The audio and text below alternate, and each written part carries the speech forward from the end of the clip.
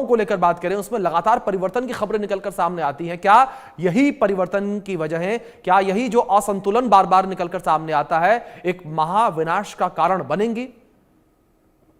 देखिए, पृथ्वी की जो सतह है उसमें एक बहुत लंबी, इसको हम लोग मिड ओशनिक रिज कहते हैं, जी वो ज्वालामुखी के द्वारा ही बनी हुई है। जी और पूरी पृथ्वी में कई घेरों में वो पाई जाती है। जी वो इंडियन ओशन में भी है, वो आर्कटिक में भी है, वो अंटार्कटिका रीजन में भी है। वो पूरे पृथ्वी में एक एक एक डोरी की तरह घूमी हुई है, आप यूं समझ लीजिए, जहां से कि लगातार ज्वालामुखी निकलते रहते हैं जी और फटते रहते हैं। और उसी के कारण नया लिथोस्फीयर बनती है, नई जमीन बनती है, और जी वो धीरे धीरे अन्य क्षेत्रों को फैलाती जाती है।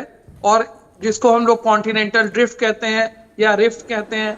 तो इस प्रकार के ये प्रक्रिया एक प्राकृतिक है, करोड़ों सालों से हो रही है।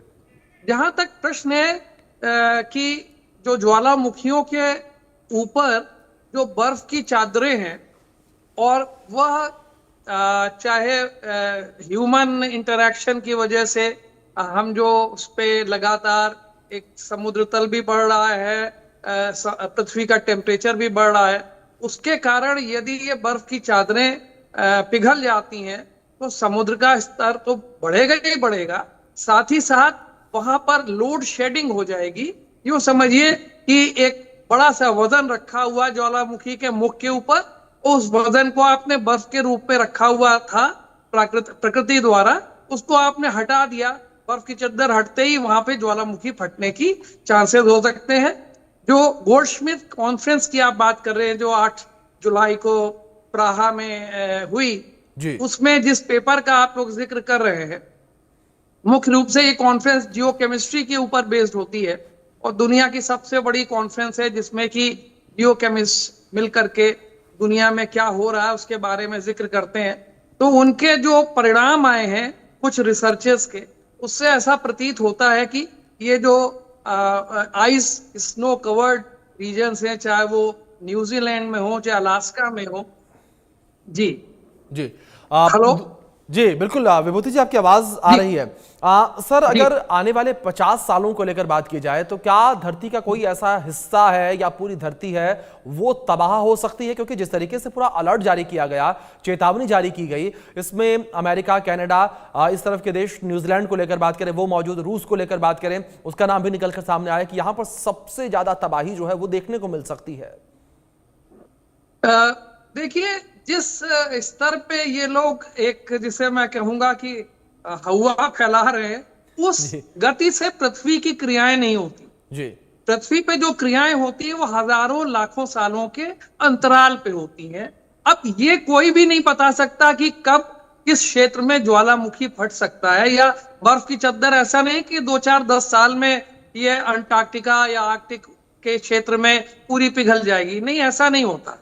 इसमें समय लगता है, लेकिन सबको सतर्क रहने की जरूरत है।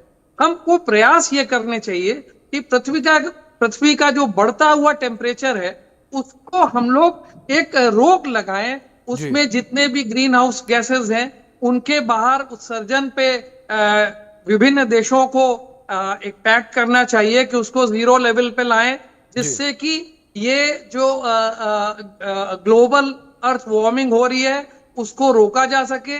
उसको रोक लेंगे तो बर्फ की जो ग्लेशियर्स आदि हैं ये पिघलना बंद हो जाएंगे, और ये जो एक प्रकार की एक भयावह स्थिति है इसको हम आगे के लिए खिसका सकते हैं। जी परंतु इसके लिए मैं ये कहना चाहूंगा कि एकदम से ये ऐसा नहीं होने वाला है। जी जितनी भी भूवैज्ञानिक क्रियाएं होती हैं उसमें समय लगता है और कालांतर में ये हो सकती है। जी। जी। प्रोफेसर साहब, इस बीच एक बड़ा अहम सवाल मेरे जहन में यह भी आया कि क्या जो मानव निर्मित संसाधन है, ये संसाधन प्राकृतिक आपदाओं को न्योता दे सकते हैं? क्या इन संसाधनों की वजह से प्राकृतिक आपदाएं इतना विकराल रूप ले सकती हैं कि धरती तबाह होने तक पहुंच जाए?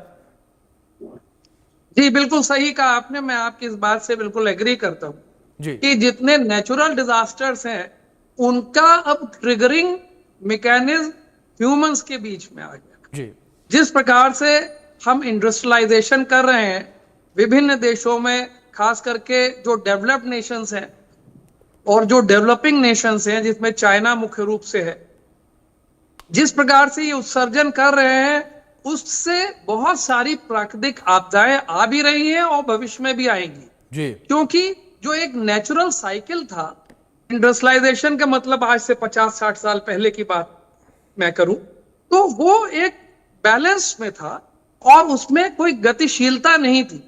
इधर पिछले 50-60 साल में जो हम देख रहे हैं, ये हमारे ही सामने ऐसा हुआ, जिसमें कि जी। आप देखिए सड़कों पे जितनी गाड़ियां दौड़ रही हैं, हर गाड़ी, जी। ई व्हीकल्स को हटा दीजिए, तो जितनी भी गाड़ियां दौड़ रही हैं वो उत्सर्जन कर रही हैं जी। तरह तरह के ग्रीन हाउस गैसेस का। जितने हवाई जहाज उड़ रहे हैं वो सब उत्सर्जन कर रहे हैं। इसके अलावा बहुत सारे देश जिनको की एनर्जी की, इलेक्ट्रिसिटी की जरूरत है, वो लोग कार्बन को या कोयले को जलाते हैं और उसके जलाने से वो ऊष्मा पैदा करते हैं। ऑलमोस्ट पूरा का पूरा यूरोप एक ठंडा देश है, ठंडी क्षेत्र है। उस क्षेत्र में ज्यादातर ये लोग गैसेस, सीएनजी और जिस तरीके से आपने जिक्र किया, आप जो ये चेतावनियां निकलकर सामने आ रही हैं, ये पूरी तरीके से गलत नहीं है, ये माना जाए। इसी बीच हमारे साथ भूवैज्ञानिक CS दुबे जी जुड़ गए हैं। सर, बहुत स्वागत है आपका इस चर्चा में। और इस बीच में आप दोनों मेहमानों से रिक्वेस्ट करूंगा कि प्लीज आप दोनों हमारे साथ बने रहें। एक रिपोर्ट है, वो अपने दर्शकों को हम दिखा देते हैं, जहां धरती पर बढ़ रहे इस खतरे के जद में क्या भारत भी है। ये एक बड़ा सवाल हर किसी के जहन में है, हर भारतवासी के जहन में सवाल बना हुआ है। वैज्ञानिक इसको लेकर क्या कहते हैं? हालांकि भारत में किसी ज्वालामुखी विस्फोट का खतरा फिलहाल नहीं है, लेकिन हजारों किलोमीटर दूर तक फैला हिमालय हमें चेतावनी दे रहा है। ग्लोबल वार्मिंग का असर वहां भी साफ तौर पर देखने को मिल रहा है। हिमालय की पिघलती बर्फ भारत के हिमालयी राज्यों के लिए बड़ा खतरा साबित होती नजर आ रही है। उत्तराखंड, हिमाचल प्रदेश इसका जीता जागता उदाहरण है, क्योंकि इन राज्यों में बाढ़, बारिश और भूस्खलन का असर साफ तौर पर देखने को मिल रहा है।